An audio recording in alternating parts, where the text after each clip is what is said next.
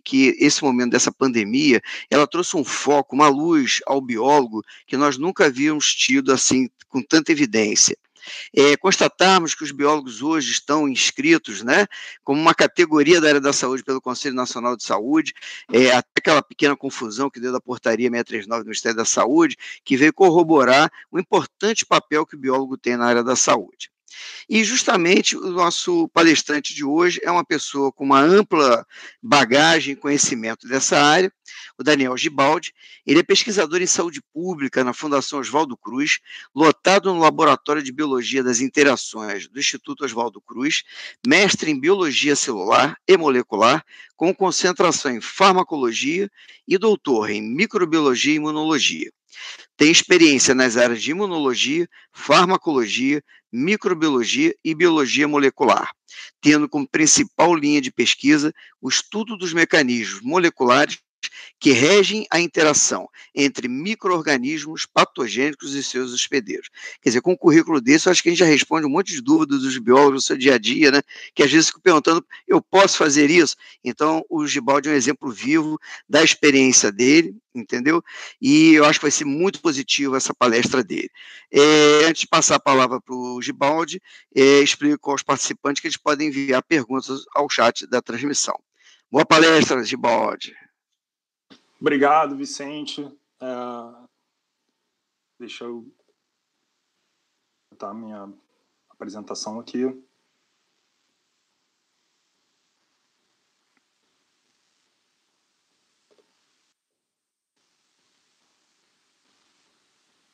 Eu vou aproveitando para agradecer, né, o convite, agradecer ao Conselho Federal de Biologia, ao Conselho Regional de Biologia, o CRBio-02, e é uma oportunidade que a gente não podia perder de deixar alguns temas para reflexão. E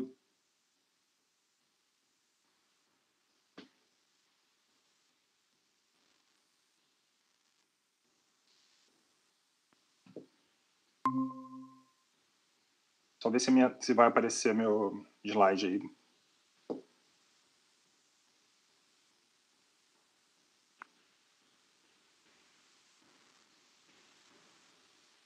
Vicente, me diz, o slide está aparecendo agora? Acho que está, né? Tá positivo, está muito bem aqui. Então, como eu disse, agradecer a oportunidade. Vocês vão observar que meus slides estão todos em preto. Uma intenção de respeito, né, a esse número exacerbado de mortes que a gente está tendo ligado à Covid. Sobretudo aqui no Brasil, a gente mais de 120 mil pessoas, 121 mil pessoas. Então, no sentido de respeito, meus slides vão ser todos em preto, tá? Em cada tópico da apresentação vão ter reflexões e oportunidades de ação para o biólogo, tá? E o tema da minha palestra, né, dessa apresentação, é pandemia de Covid-19, lições para o futuro e o protagonismo da biologia. Então, Vicente já apresentou, eu sou pesquisador titular em saúde pública da Fiocruz, lotado no Laboratório de Biologia das Interações. Sigam no Insta, me siga lá que eu sigo de volta. E no momento estou como conselheiro titular também no CRBio-02. Eu sempre gosto de deixar claro quais são os tópicos que a gente vai discutir, e aqui são basicamente os tópicos que a gente vai abordar nessa apresentação, que é um rápido histórico da Covid-19, as origens da doença, o presente do enfrentamento e lições para o futuro, o que a gente pode aprender com tudo isso que a gente vem passando.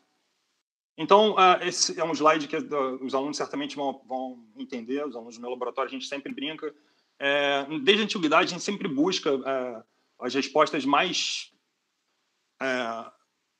prontas que a gente para todas as nossas perguntas que nos afligem, e a gente sempre espera que alguém que esteja no momento principalmente conferencista, tenha essa característica. E, na verdade, a minha a intenção aqui não é trazer muitas perguntas, muitas respostas ao que a gente vem passando, mas principalmente trazer perguntas e temas para que a gente possa refletir de tudo que a gente vem acontecendo. Então, se vocês sempre digo, a gente tem, tanto na Fiocruz, um trabalho muito direcionado para a questão do coronavírus, sigam também, se tiverem dúvidas, procurem na página da OMS, na página também da Organização Pan-Americana de Saúde, que lá vão ter as perguntas principais as respostas principais para as perguntas que a gente tem, as perguntas mais clássicas, assim. E, na verdade, assim, eu não seria leviano de tentar responder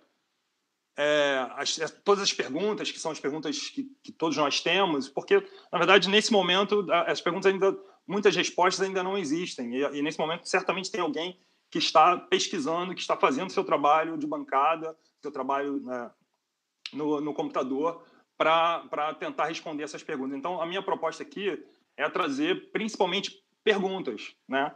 É trazer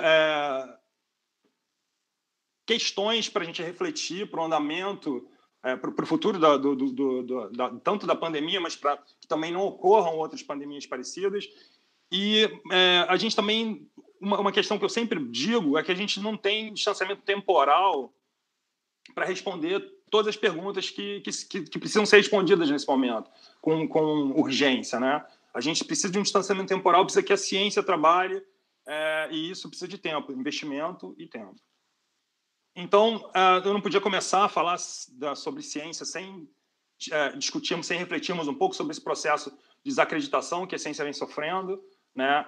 Nós temos tanto um movimento anti-ciência de uma forma mais ampla, mais global, mas nas suas diferentes formas, né? Desde o terraplanismo, que nesse momento a gente volta a ter que discutir sobre essas questões que classicamente já foram perspassadas.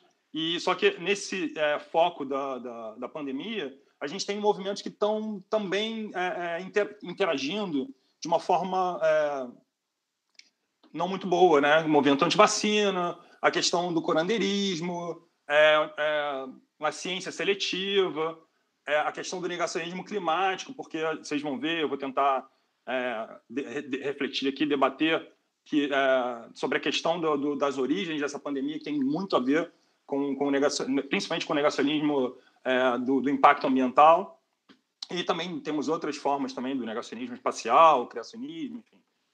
E a gente tem que refletir de que forma a gente consegue trabalhar esses conceitos e assim, não tenho dúvida de que através de uma real, verdadeira popularização da ciência, porque eu acho que a ciência ela fica muito focal em determinados nichos, né, na academia, e eu brinco com todo mundo. Ontem mesmo eu estava aí num conselho levantando essa pecha, esse tema, de que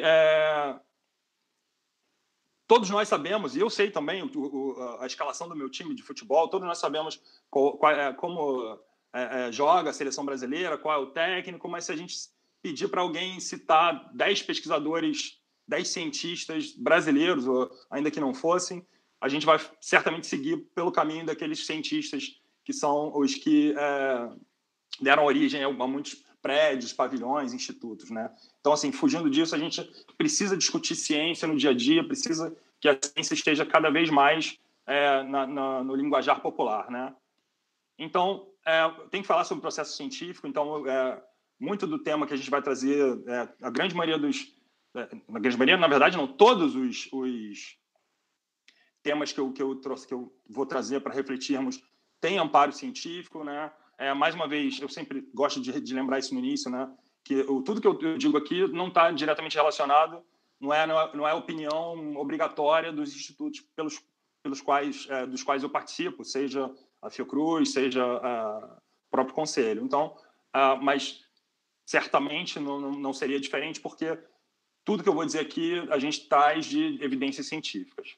Então, o processo científico é uma ciência que tem que deixar claro que não é um achismo, né? Não é eu não gosto, eu discordo porque não gostei de uma determinada coisa. São evidências, elas seguem provas científicas rigorosas.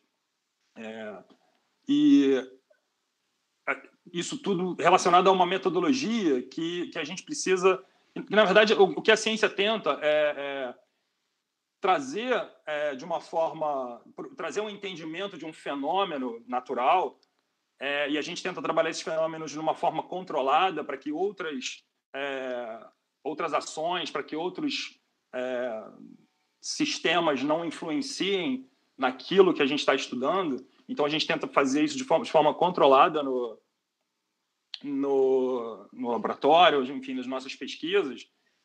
Mas, basicamente, a pergunta que a gente faz à natureza de que se aquele modelo, aquela metodologia que a gente está seguindo, ela vai responder aquelas perguntas que nós temos em foco, né, como tema.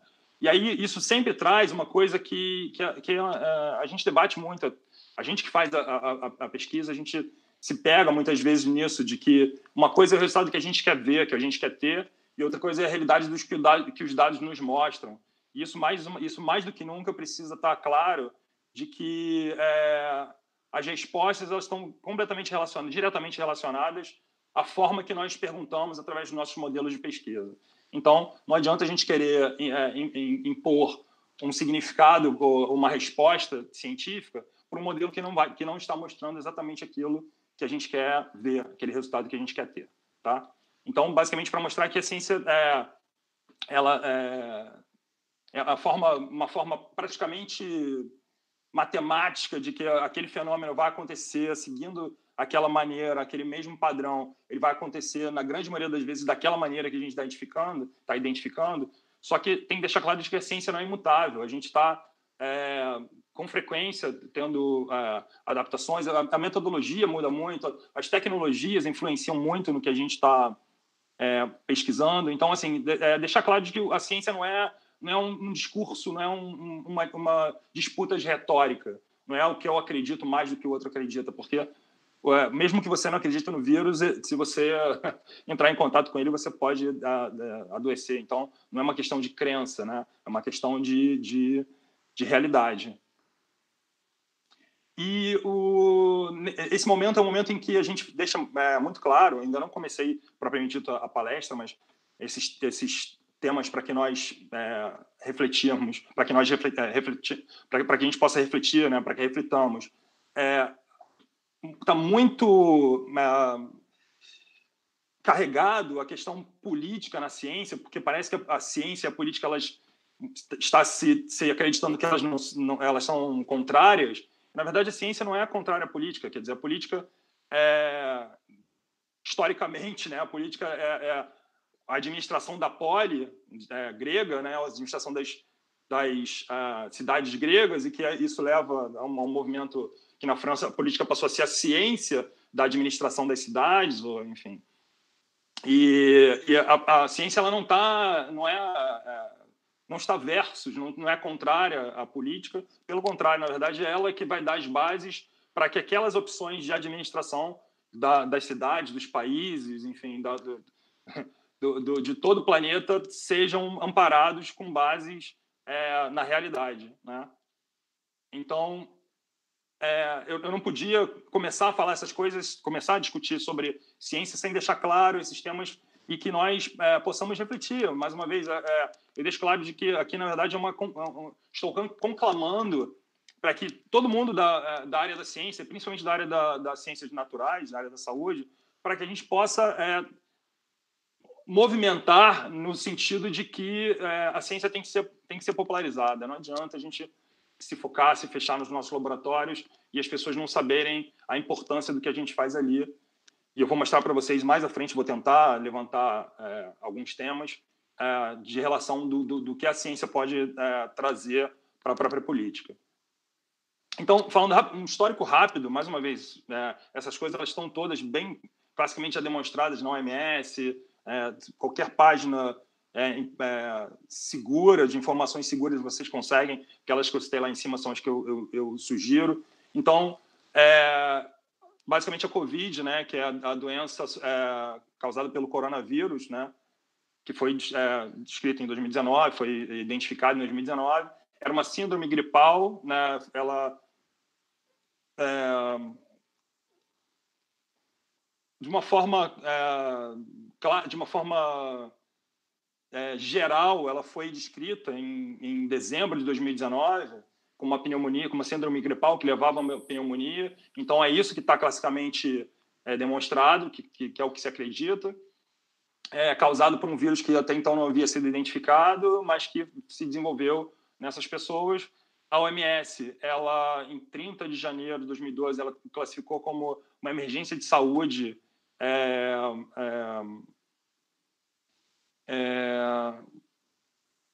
emergência de saúde pública de interesse internacional.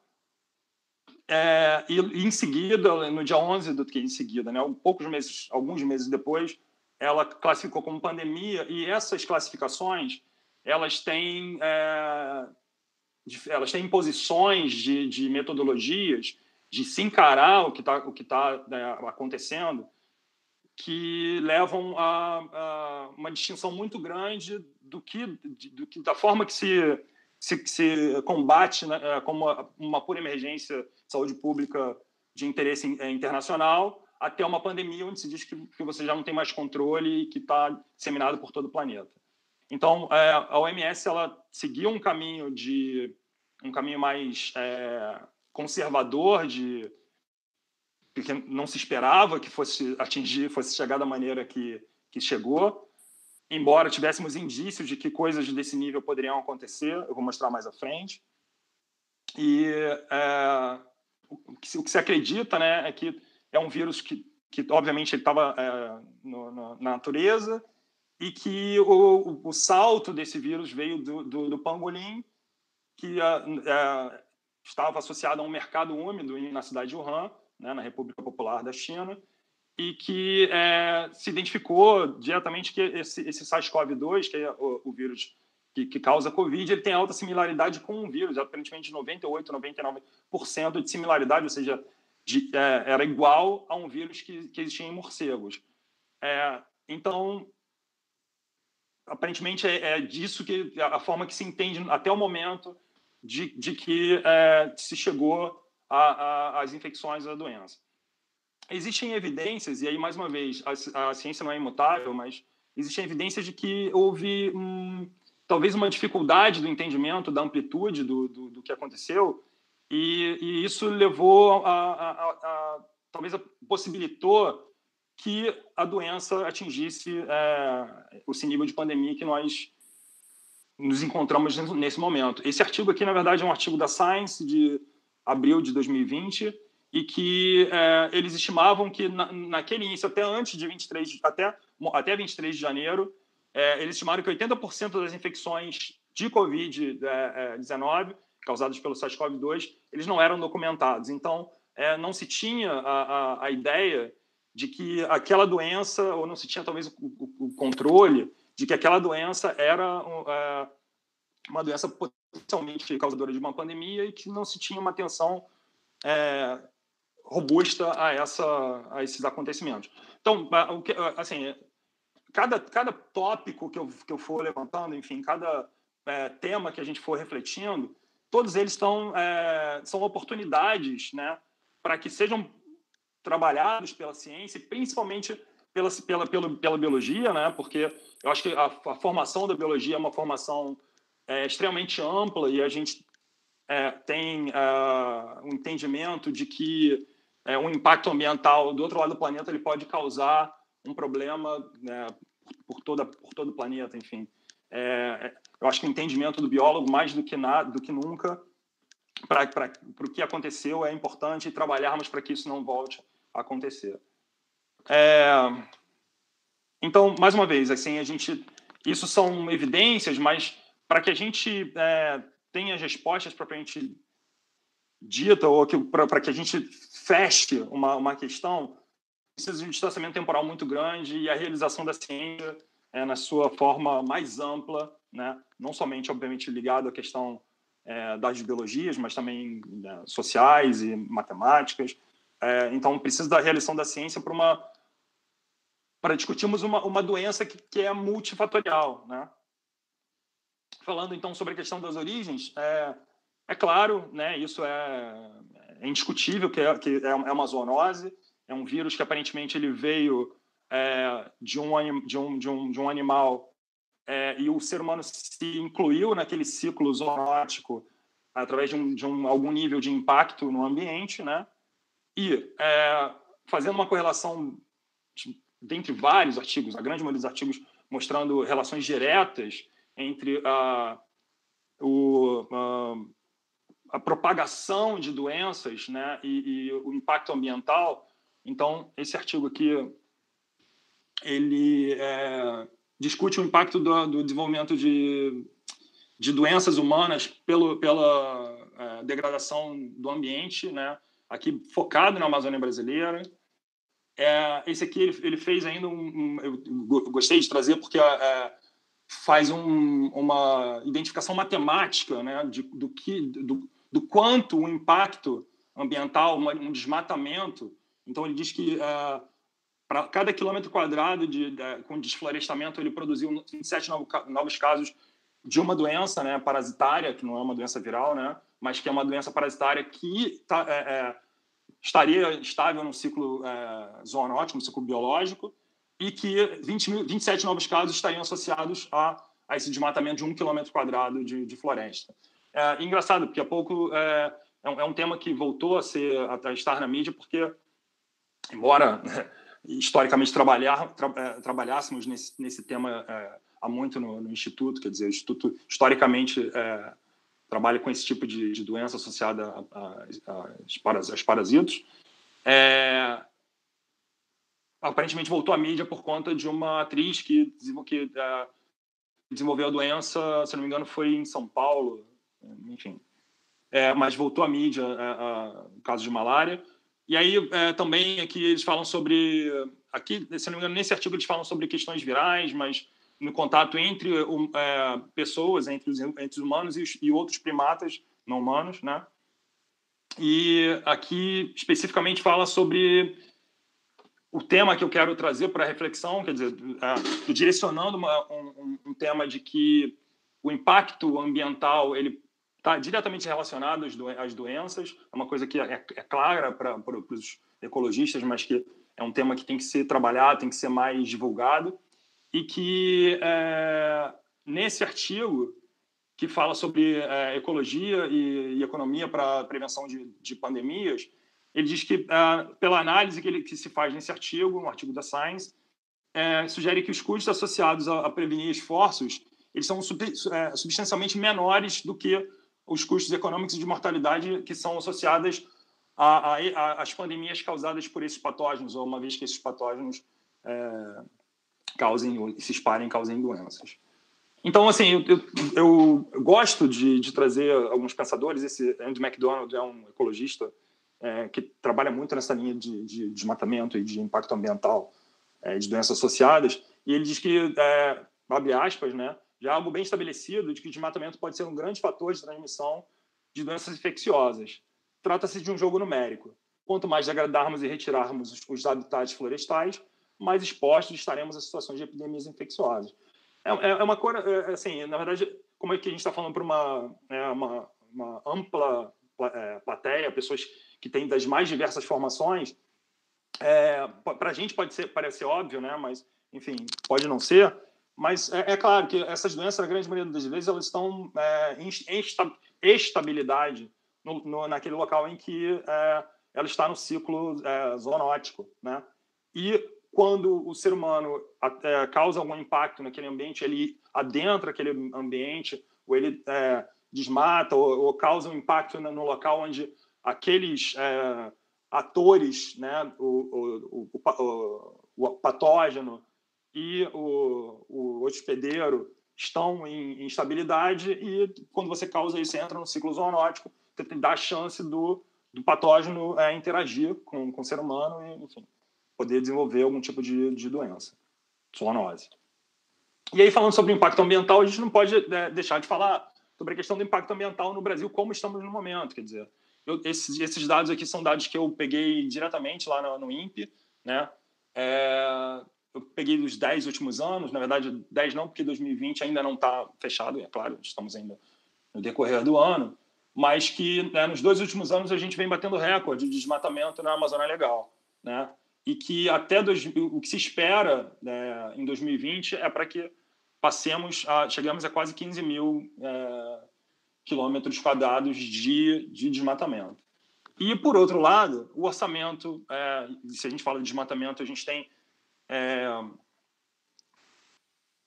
setores específicos que instituições específicas que fazem esse tipo de trabalho para evitar que isso aconteça, e o orçamento de meio ambiente, na verdade, o governo federal ele vem caindo. E esse slide que eu fiz semana passada, eu sei que ontem saiu a proposta orçamentária e houve uma discussão exatamente sobre isso, mas eu não tenho dúvida de que certamente vai ser menor do que o ano passado, porque a gente tem menos dinheiro em caixa, enfim. E as opções, muitas vezes, são opções que a gente precisa levantar as reflexões de quais as opções têm que ser feitas com dinheiro público, né?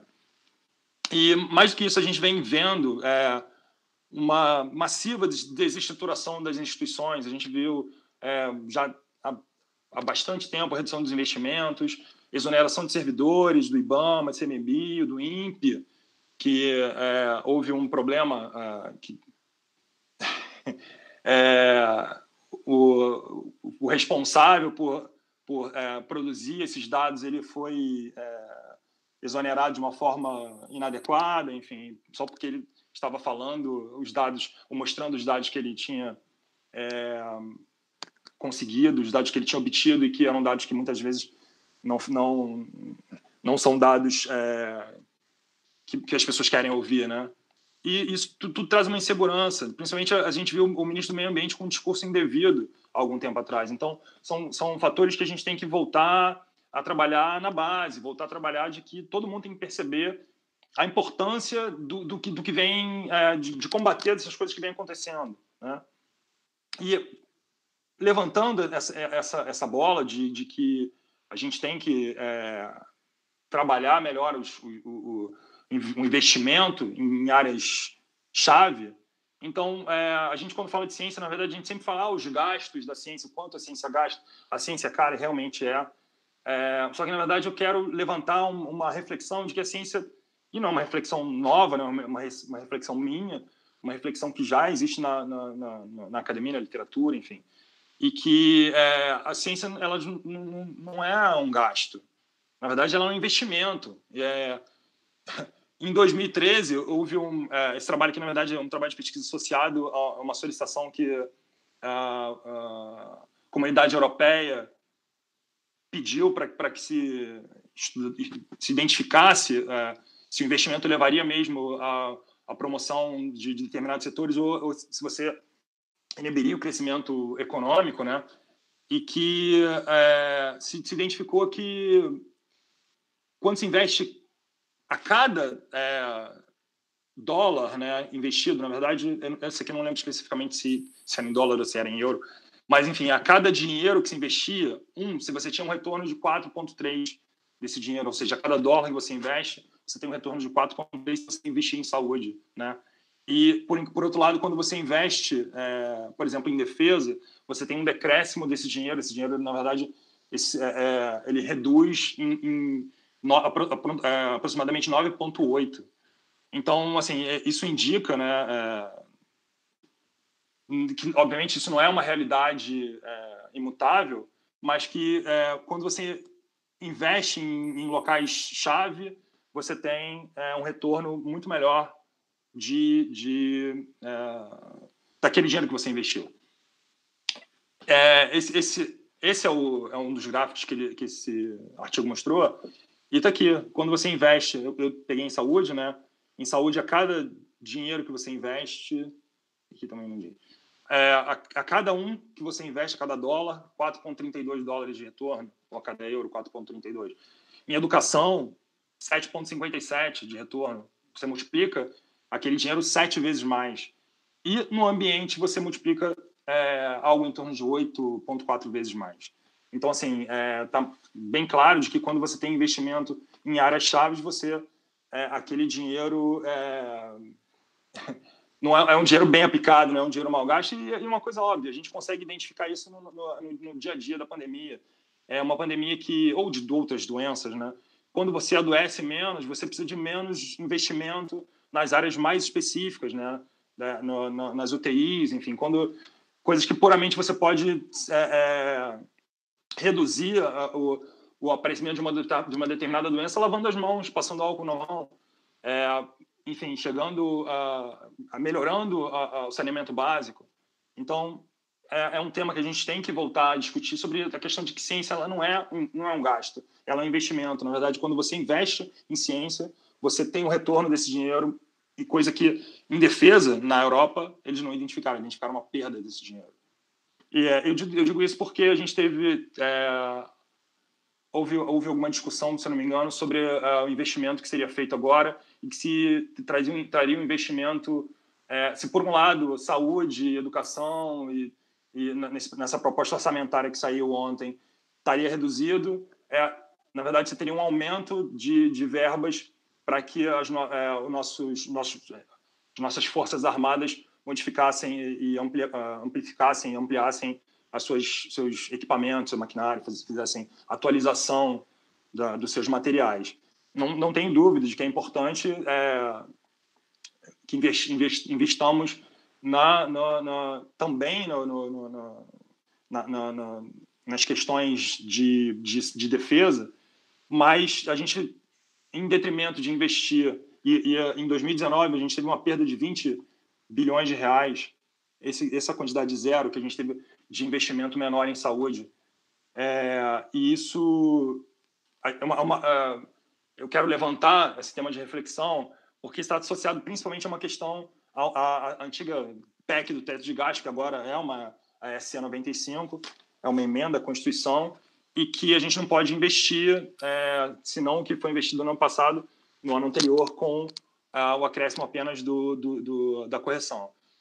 E, assim, se a gente continuar a achar que a ciência é um gasto, não é um investimento, a gente vai ter essa redução nesse investimento e achar que, no final das contas, a gente vai ter que investir muito mais no decorrer de cada uma dessas doenças que aparecem e nos aflige enquanto população.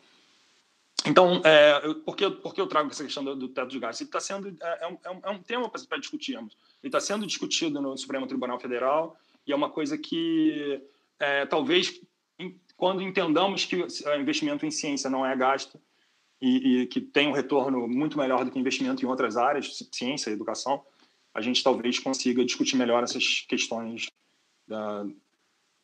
dos nossos gastos, né? Aqui agora, falando sobre... o spoiler que eu não quis dar ontem. Não é uma coisa... A Covid, as origens da Covid, é uma origem que já estava muito mais do que descrita. Então, em 2007... Vejam bem, esse é um trabalho de revisão. O trabalho de revisão utiliza artigos que já estão na literatura e que você traz esses artigos ao debate. Você foca esses artigos todos numa determinada linha de pensamento. Então, esses dados que já existiam em 2007, que foram discutidos nesse artigo, já tinham sido feitos, tinham sido obtidos anos antes, né? A gente teve a questão do SARS-CoV-1, né? Da SARS, em 2003. Então, assim, nesse ínterim, houve uma quantidade enorme de publicações e que, nesse artigo de revisão em 2007, tinham temas aqui que eu trouxe, focais, de que já se falava sobre... Agora a gente, né, há pouco, alguns meses atrás, se identificou qual é a molécula-chave que o SARS-CoV-2 utiliza para entrar nas células, que é a enzima conversora de angiotensina, está diretamente relacionada ao metabolismo, à manutenção da pressão sanguínea, e que é a molécula que o vírus entra para entrar na célula. E isso já estava descrito, por exemplo, para o SARS-CoV-1, né? Aqui em 2007 não existia ainda o SARS-CoV-2, não havia sido descrito. Mas a gente tem também outros temas que já se vinha trabalhando e que a gente está vendo que de fato, é importante. Então, a questão da soroterapia, a gente tem aqui no Rio de Janeiro... tem uma proposta de soroterapia para o tratamento da Covid. A vacina está o tempo todo na mídia, né, mostrando. Então, eles já tinham propostas de componentes vacinais, né, nessa época. E, principalmente, a questão de modelo de estudo, que é um foco, uma área que os biólogos têm que... e todos os cientistas da área das ciências naturais têm que se focar, porque é um modelo de estudo ali, ele tinha algumas propostas, mas, assim, o principal modelo ou quem desenvolve a doença da maneira que a gente está observando é o ser humano. E o ser humano não é um modelo de estudo controlado, né? Então, assim, na verdade, aqui eu levanto muito a questão da bioinformática, que vem sendo utilizada demais, e eu vejo muitos biólogos que estão vindo nessa linha, vindo nesse tipo de trabalho. Então, é uma oportunidade enorme para os biólogos trabalharem nessa linha de modelos de estudo, principalmente ligados à bioinformática, além de todas as outras, né, associadas à área da saúde, que a gente classicamente já trabalha. Mas é muito legal esse artigo, porque em 2003 o SARS-CoV-1 ele veio, né, da civeta, e aqui a proximidade muito grande, né, da filogenética desses dois vírus. E aqui a gente tem uma quantidade enorme, nesse artigo mesmo, de vírus que poderiam ser... na verdade, eu não lembro se eu falei do título, né, do artigo, mas ele fala sobre coronavírus, né, associados ao SARS como agentes de infecções emergentes e reemergentes. Então, olhem a amplitude de vírus que poderiam emergir e causar novas epidemias, né? Isso falando especificamente de lado, né? Esse é um artigo ligado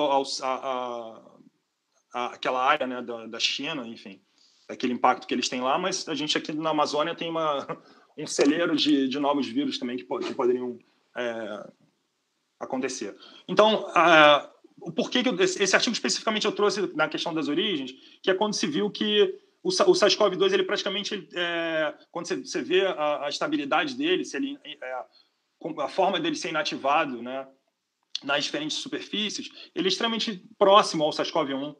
Então, assim, esse aqui é o SARS-CoV-2, esse aqui é o SARS-CoV-1, e é uma informação que já existia, né? Embora, obviamente, você tenha que demonstrar se de fato acontece daquela maneira, mas é algo que já vinha sido trabalhado, e que a ciência é isso, a gente aprende, a gente utiliza os conhecimentos prévios, muitas vezes não necessariamente daquela doença que está acontecendo naquele momento, mas a proximidade ou a semelhança que essa doença tem com outros fenômenos que a gente já identificou, né, cientificamente. Então, falando rapidamente agora sobre a questão do combate, propriamente dito, né, de como lidamos com a doença. Então, contágio, obviamente, não posso deixar de falar, a gente tem uma plateia ampla aqui. Então, olho, nariz e boca. Esse aqui é um slide que eu agradeço ao meu filho, que trocou comigo uma redação que ele tinha que ter feito para mim aí por esse slide que ele fez.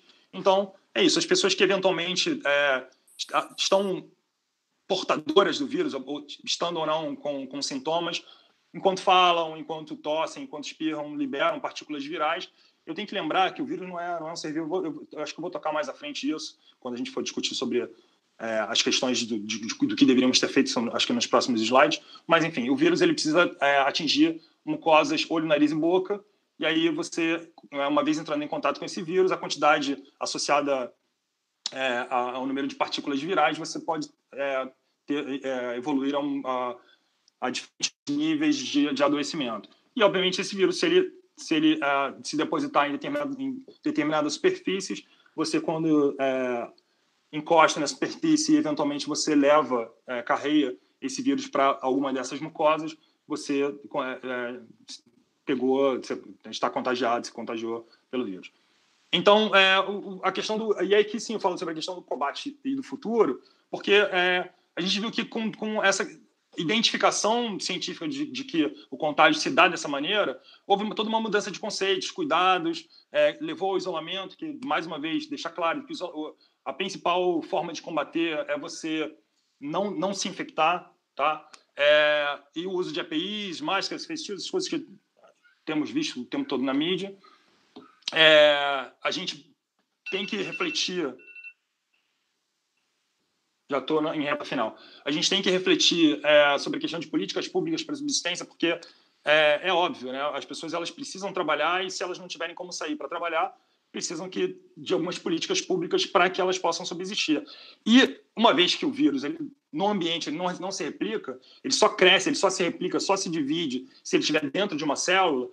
Se essas políticas públicas fossem mais voltadas para que essas pessoas ficassem em isolamento em determinados momentos, enquanto o vírus ainda não estava completamente disseminado, e a gente não possibilitasse as nossas células a serem infectadas pelo vírus e amplificando esse vírus, o vírus não ser vivo. Em 4 dias depois, ele estaria inativo no ambiente, está mostrado em diferentes artigos.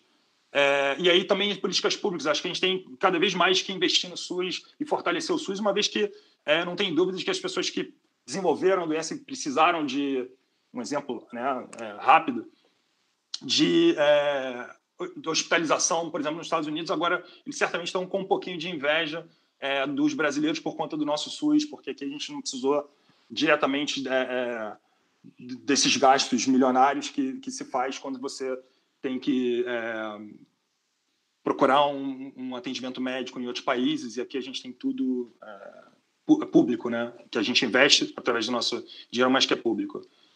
E aí a gente fala aqui sobre a questão de saúde mental e física do isolamento, que a gente tem toda uma questão de reflexão. A gente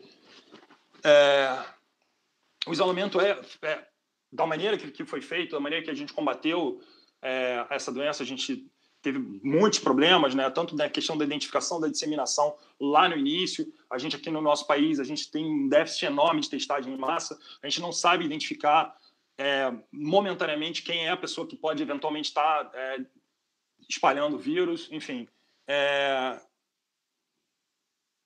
a gente tem um problema principal, né, que ficou claro também, né, a questão de insumos. Acho que a gente tem que investir bastante na produção de insumos para a ciência, insumos médicos também.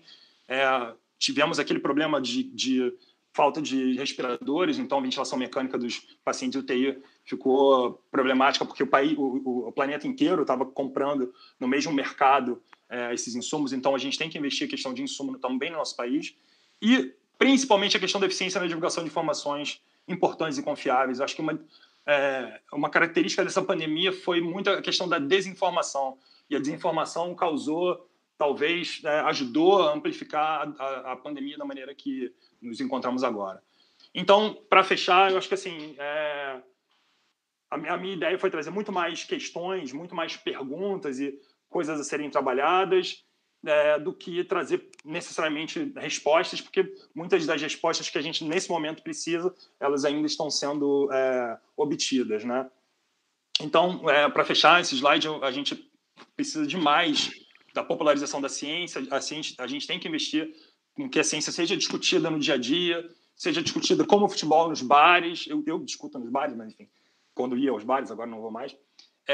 A questão da descapitalização da saúde, fortalecimento do SUS, isso é importante demais. Investimentos em ciência, saúde e educação. A gente tem que discutir, tem que voltar a discutir enquanto sociedade, né? Se investimento em ciência, saúde e educação é gasto. Quer dizer, botar dinheiro em ciência, educação e saúde é gasto. Não é gasto, é investimento. Existem diversas evidências que mostram isso. O retorno é muito melhor do que você deixar não investir e só tentar contornar no final do processo. E a gente tem que focar também um pouco na questão da industrialização no país, principalmente associada a insumos de materiais médicos, hospitalares e equipamentos especializados, focalmente nessa questão da Covid. Tá? E, mais do que nunca, a questão da disponibilização da ciência. A gente está vendo toda aquilo que eu tentei trabalhar naquele slide anterior. A ciência ela não é contrária à política. Na verdade, ela dá base para as opções políticas, né? Então a gente tem que causar uma disponibilização. A ciência não é versus, não é eu não acredito, não é o que eu acho. Na verdade, é o que é. Eu acho que eu passei um pouquinho do tempo, passei alguns minutos, me desculpem. Então, obrigado, gostaria de agradecer a oportunidade e, mais uma vez, me sigam lá no Insta. Me siga que eu sigo de volta. Obrigado, Gibaldi. Realmente foi uma palestra muito interessante, né? A gente vinha conversando ontem, quando a gente discutiu a palestra, né? A questão até que você fica um pouco incomodado com o termo do biólogo ser generalista, né? Mas a gente perpassa nessa discussão toda, o biólogo ele é um profissional completo, né? Um profissional que hoje no mercado de trabalho, principalmente na área da saúde, ele é muito procurado, porque ele é multifacetado, somente nessa área. E você trouxe muitas informações técnicas que a gente que está no Conselho de Biologia, a gente tem acesso a várias informações, a gente constata hoje, com relação ao Covid-19, uma política de desinformação. Parece que é um interesse, como você bem colocou, político, de desinformar. Não contra o governo, não, realmente parece que é alguma situação que não ajuda nem a população e expõe muito até os técnicos que querem trabalhar, né? Bom, nós temos aqui algumas perguntas, nós escolhemos aqui. Tem uma pergunta da Inacira Bonfim. Inacira, essa pergunta do curso do Ministério da Saúde, a presidente do Conselho Federal de Biologia participou de uma reunião junto com o Ministério da Saúde. Então, no site do CFBio, você vai ter todos os esclarecimentos referentes a esse tema, tá? Nosso papel é de orientar, né? Então, por isso que eu tomo a liberdade, mesmo sendo um tema que tem sido recorrente, mas teoricamente é resolvido. Então, eu solicito a você que você acesse, tem quase um questionário de perguntas e respostas, ok? A primeira pergunta, Gibaldi, é da Adriana Feitosa Valadares. Concordo, Paulo. Não, isso aqui é mais um comentário. Vamos ver outra aqui.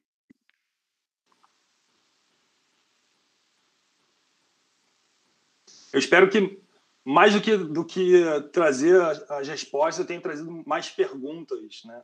Tenha deixado mais questões para refletirmos do que trazendo propriamente dito. Tem umas perguntas muito boas, se os nossos participantes, nossos colegas permitirem, vão dar mais ou menos 8 perguntas, e eu achei muito interessante. Se não houver o problema do pessoal do Conselho Federal de Biologia que está coordenando essa palestra do Confebio, aí permitindo, a gente vai adiante, tá? O Rodrigo Figueiredo perguntou: a pandemia mostrou a importância do diagnóstico molecular e o Brasil tem deficiências na importação de reagentes na produção interna.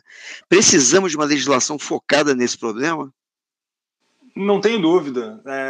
Rodrigo Tinoco Figueiredo, se for, eu conheço, é meu amigo. E que bom que me fez uma pergunta ótima, porque tem tudo a ver com o tema que eu levantei.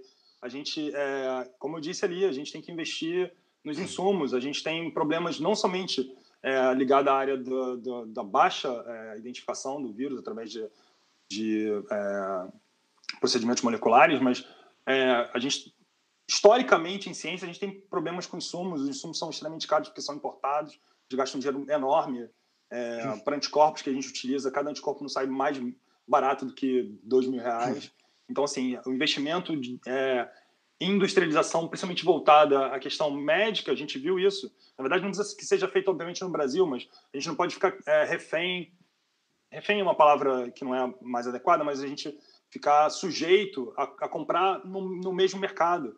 É um mercado que o planeta inteiro utiliza para comprar determinados insumos e que a gente ficou refém, acabou sendo isso, de que os materiais não chegavam porque tem gente com muito mais dinheiro para comprar do que a gente. Então, assim, não tem Tem um dúvida. exemplo, né, Gibaldi, que todo mundo tem comentado, né, que o primeiro voo da China a trazer os respiradores corretos para o Covid, quando pousou nos Estados Unidos, os Estados Unidos segurou o avião e não deixou vir para o Brasil, né? Então mostra, não sei se a falta de importância de um governo que tem que se impor em prol da sua população. Eu achei isso, assim, realmente uma coisa extremamente estapafúrdia. A nossa conselheira federal, doutora Bárbara Rosemar Nascimento de Araújo, ela fez uma pergunta: o quanto a anticiência tem atrapalhado as nossas pesquisas? Eu acho que está bem claro isso. Assim, a anticiência, esses movimentos todos, aqueles slides que eu coloquei ali, eu tentei mostrar ali toda uma reflexão dos movimentos mais clássicos, mas a gente tem diferentes movimentos que a antipesquisa, e mais do que a antipesquisa, eu acho que a antipesquisa, sim, é um problema, não tem dúvida, a questão não é essa, mas talvez uma modificação sensível na antipesquisa, gerando uma desinformação, ou seja, na verdade, a utilização do que supostamente seria pesquisa, do que supostamente seria ciência, mas com entendimento errado e utilização daquilo para levar informações errôneas. Então, acho que, sim, a gente tem esse problema da anticiência, mas especificamente atualmente, aqui no Brasil, muito claramente, a gente tem a questão da má utilização do que supostamente seria ciência, mas para que se tenha um discurso que não é um discurso científico. Então, assim, acho que a utilização de forma inadequada da ciência, né? Que, assim, pode ir. Gibaldi, a Débora Assis fez uma pergunta. Há uma previsão de vacina com eficácia no momento através dos testes que possa funcionar para a reinfecção do SARS-CoV-2? Isso é um tema até que eu tenho bastante curiosidade, porque nós estamos discutindo a nível dos técnicos de biologia, né, dos profissionais, a questão de que essas vacinas, tem uma que ela não vai cuidar da imunização e sim dos sintomas, uma outra que tem uma possibilidade da imunização, e a questão que já está sendo provado, né, por alguns institutos, que a gente tem que aguardar, da possibilidade de reinfecção, uma vez que o vírus é altamente mutante.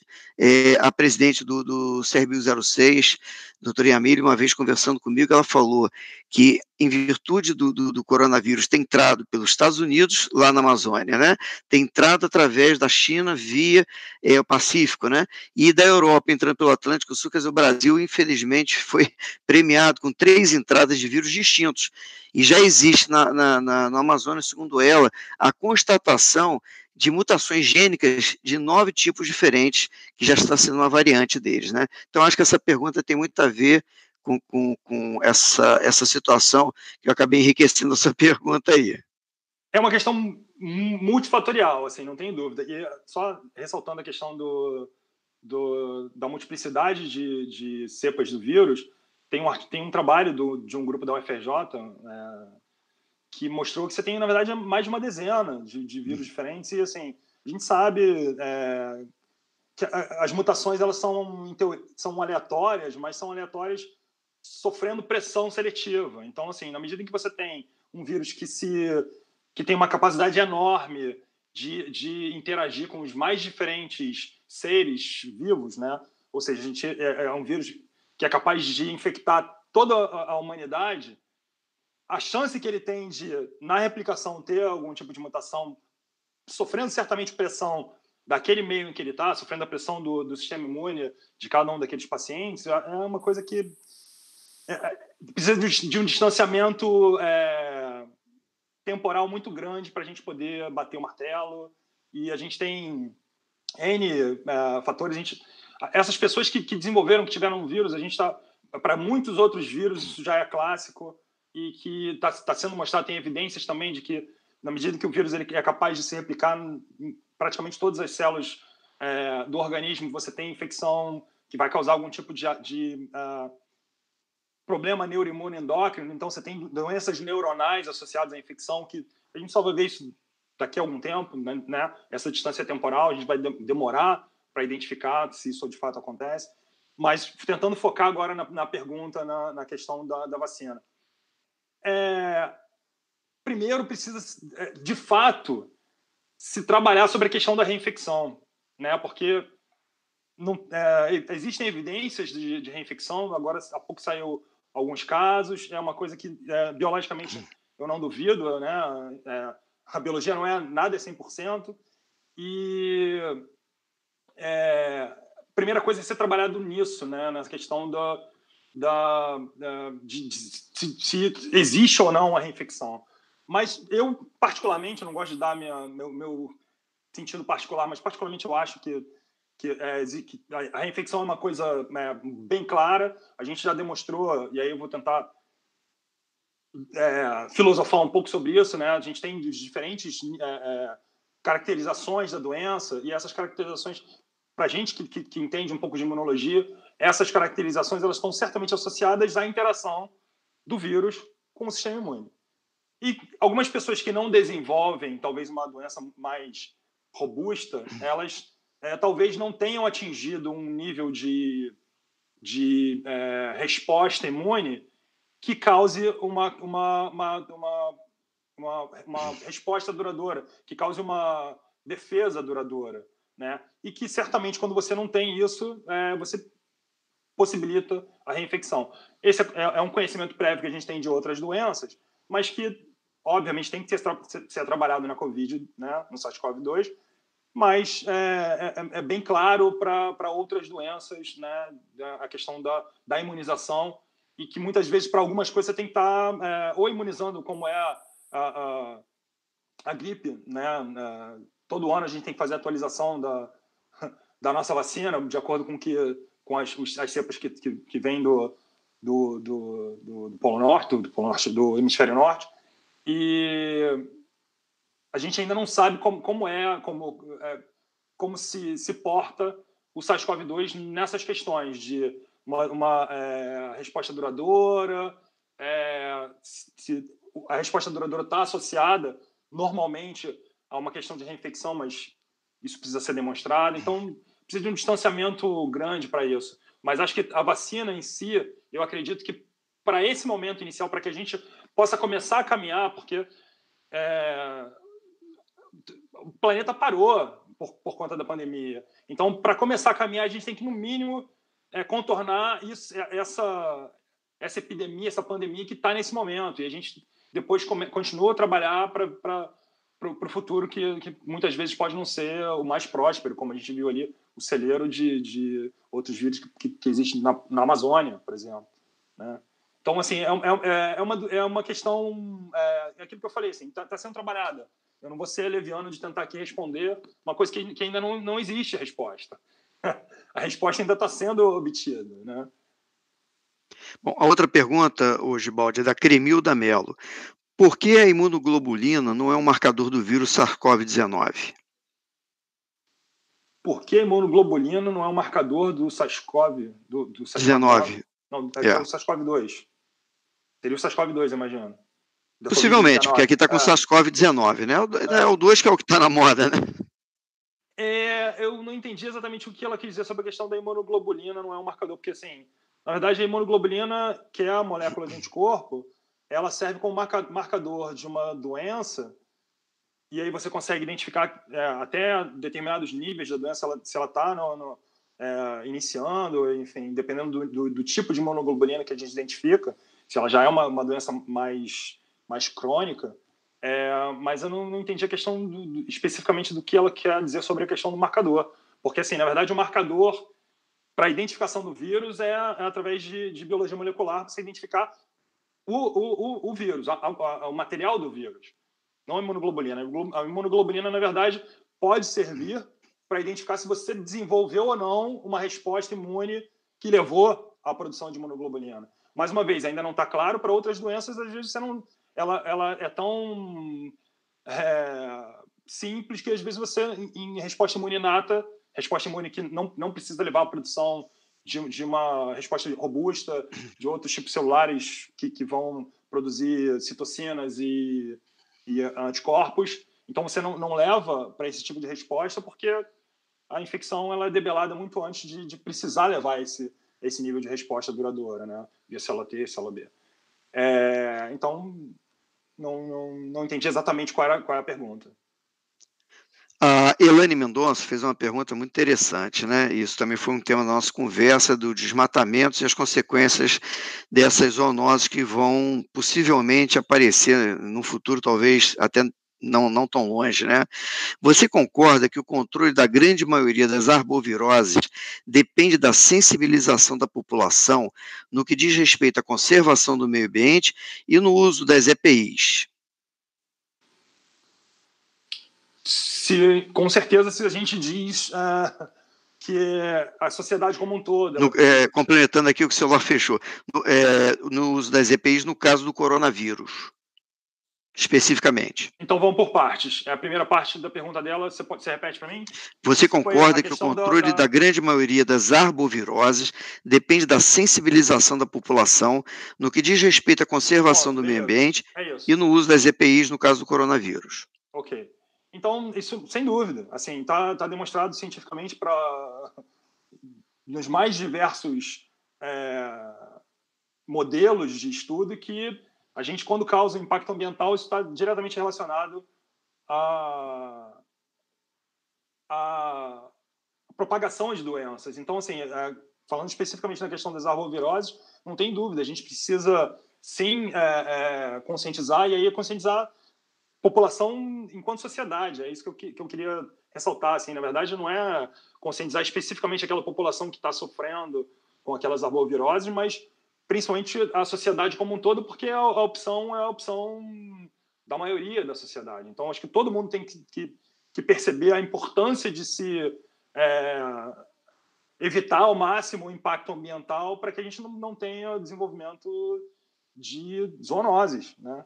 E sobre a questão da utilização de EPIs, indiscutivelmente, o EPI, ele no momento, eu coloquei ali, e você, ontem estivemos juntos aí no conselho, você me viu, eu só pego o elevador usando o Face Shield, assim, isso já há muito tempo, muito antes de ter sido demonstrado na mídia, na literatura, e a gente, para todo mundo que eu conhecia, eu falava, gente, usa um óculos de segurança, se você está num ambiente, usa um Face Shield, porque a gente sabe que a mucosa, né, o olho é uma das principais portas de entrada para patógenos.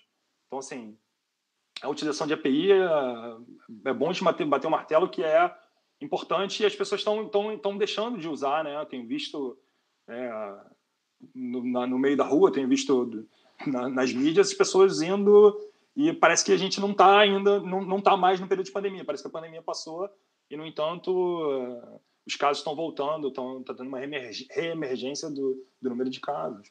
Então, assim, tem que conscientizar, sim, sobre a questão do desmatamento, questão do impacto ambiental, e conscientizar, sim, de mais do que utilizar os EPIs somente, mas se utilizar dos conhecimentos científicos para combater de uma forma adequada, que nesse momento a forma mais adequada é o distanciamento social, já não digo mais o isolamento, porque eu acho que talvez já tenha passado o tempo, mas o distanciamento social e a utilização dos equipamentos de proteção, sem dúvida.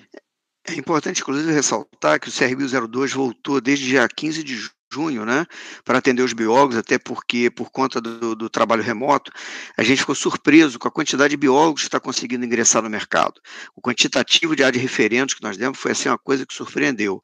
E justamente para que a gente pudesse retornar com segurança, o Gibaldi fez um manual de retorno para o Conselho, os funcionários que atendem os biólogos que estão sendo recebidos por ordem de escala, por agendamento, todos os nossos funcionários receberam a linha de máscara, a Face Shield, nós temos álcool 70 em tudo quanto é lugar, quer dizer, então há toda uma preocupação do Conselho, justamente em termos dos funcionários de EPI, e para poder recepcionar os biólogos e as empresas com segurança, né? Isso é muito importante porque não há como a gente abrir mão, né?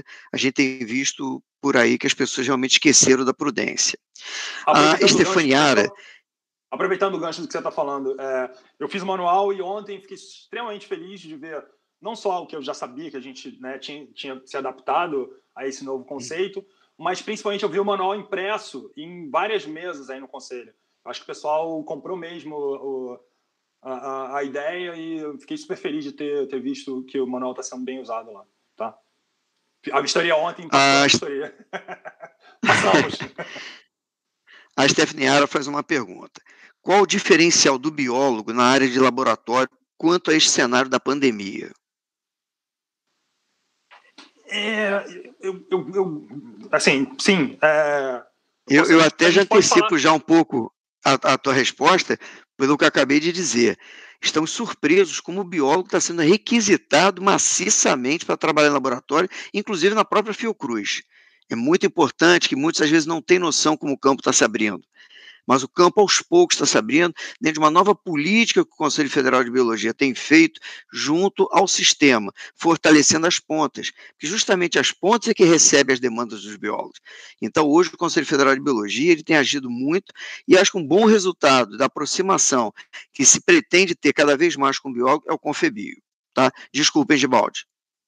Ótimo. Assim, eu estou pensando aqui porque o conceito óbvio que o laboratório é extremamente importante. A gente tem o biólogo, aquilo que eu falei lá no início, a gente tem uma formação extremamente ampla e que nos dá a possibilidade as mais diversas para trabalhar, e principalmente nessa questão da pandemia.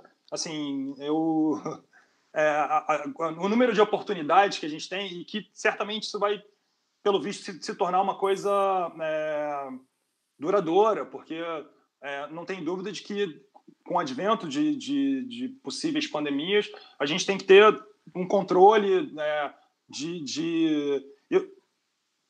as empresas certamente vão precisar de pessoas para fazerem contenção, fazerem manuais de utilização. verem como é o andamento desse novo normal, né?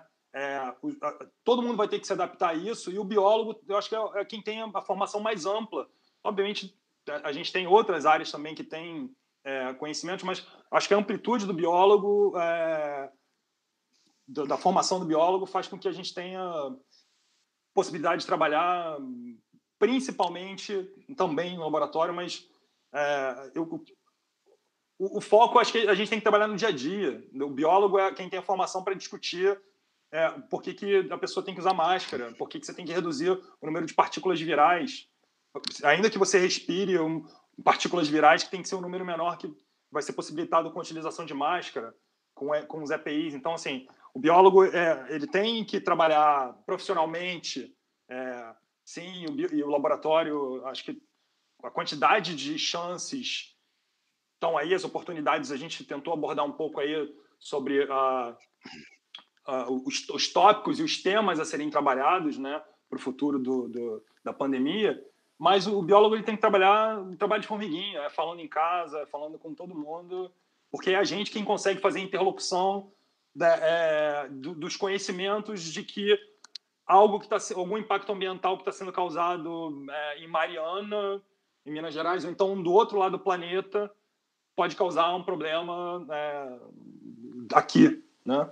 Então, assim, acho que o biólogo é quem tem... Mas falando especificamente na questão do laboratório, o laboratório é uma área que está se abrindo demais para que se trabalhe esses temas importantes uma coisa que eu não sei se eu deixei claro ali, a questão dos insumos, eu não tenho dúvida de que o biólogo também tem a formação específica para levar a cabo essa produção ou trabalhar nessas empresas que eventualmente tragam a produção dos insumos, né? Principalmente reagentes, enfim. Bom, essa foi a última pergunta, né? E eu queria agradecer a sua participação. A gente vai abrir um espaço de 3 minutos, hein, Gibaldi? O pessoal do Federal já permitiu que a gente pudesse prolongar. Agradeço muito essa gentileza, que eu acho que atende principalmente aos biólogos, né, que precisam de informações. A gente tem que cumprir muito esse nosso papel institucional da orientação. E a sua palestra foi uma aula da Resolução 227, né, do Conselho Federal de Biologia, porque nós falamos em saúde, falamos em meio ambiente e biodiversidade, falamos em biotecnologia e produção, e uma área, que é uma área muito importante, que o biólogo também tem uma participação grande, na educação. Então, hoje foi uma aula de como as 4 grandes áreas da biologia perpassam em todos os assuntos, e esse demonstra cada vez mais como o biólogo é um profissional completo. Tá? Então, por gentileza, eu gostaria que você fizesse suas considerações finais e os seus agradecimentos, assim entender. Bom, então, mais uma vez, agradecer a oportunidade da gente estar trazendo a cabo isso que eu tenho militado cada vez mais, da popularização da ciência. Então, a gente tem que utilizar qualquer chance que tivermos para discutir ciência, para trazer essa coisa tão historicamente elitista, tão historicamente afastada, né, da população, mas cada vez mais para que a população se aproprie do entendimento, se aproprie da ciência, né? Então, assim, eu agradeço muito a oportunidade de poder falar, de poder defender um pouco do que acredito aqui. Não sei se eu acho que você finalizou bem, porque assim, eu tentei trazer aqui nessa apresentação as reflexões possíveis que a gente tem que levar para o nosso futuro, enfim, que não tem dúvida de que o biólogo é a pessoa que tem uma formação ampla, que pode trazer a cabo essa modificação. E aquilo que eu disse, é o trabalho de formiguinha, falando com os nossos alunos, falando em casa, falando com os nossos conhecidos, e de forma que a gente não sofra mais o que esse momento a gente está percebendo que foi a principal questão da desacreditação e da desvirtuação da ciência, né? Porque passamos agora, e ainda estamos passando por uns momentos em que a ciência está sendo acreditada a achismos, né? E a gente sabe, quem faz ciência, que isso não é dessa maneira. Então, deixar claro para todo mundo que ciência não é achismo. e a forma da gente fazer é falando sobre ciência. Então, agradecer demais a oportunidade e espero que todos tenham gostado. Bom, queria te agradecer mais uma vez a você. É muito importante, né, esse momento do Confebio, porque ele vem fazer um trabalho de união dos biólogos. Eu ontem, na abertura, eu pude ver assim, o anseio dos biólogos fazendo as perguntas à nossa presidente federal, inclusive com relação ao piso mínimo, essa parte toda. Mas se nós não nos unirmos, as outras profissões têm esse diferencial, né? Eles se unem, mesmo nas horas ruins. Então, é um momento, eu já passei, eu fui um dos fundadores, né, do Conselho Regional de Biologia aqui no Rio de Janeiro, lá nos idos, logo depois da criação do federal. Então, a gente tem assim, um acompanhamento da evolução do biólogo. Então, acho que é o momento da gente unir forças, né? A gente tem que ter um trabalho, toda vez que for instado pelo sistema, como na época nós pedimos aos colegas que pressionassem, mandando e-mails aos políticos, deputados, senadores, para que os nossos projetos pessoais também fossem levados adiante. Então, acho muito importante o Confebio vir trazer esse momento da gente estar sentado todos juntos para podermos conversar. Tá? Queria agradecer aos participantes, pedir desculpas pelo adiantado da hora, que eu sei que muitos vieram do trabalho, mas eu achei que a palestra foi extremamente importante, até porque mostrou como permeia a biologia em tudo, né? E, por outro lado, gostaria de fazer um chamamento. Amanhã nós teremos a apresentação às 19 horas do tema Coronavírus e Alimentos, onde, como biólogo, pode atuar. Mais um exemplo do Conselho tentando mostrar o nosso campo, né? Será apresentado pelos colegas do Cerbio 03, e depois, às 20h15, Execução da Política de Meio Ambiente, Desafios do Biólogo do Trabalho em Campo, que será apresentado pelos colegas do Cerbio 04, tá? Uma boa noite a todos, agradeço a vocês pela participação, e é muito importante que a gente possa estar sempre juntos e unidos. Eu espero que esse Confebio seja o primeiro de muitos. Uma boa noite a todos.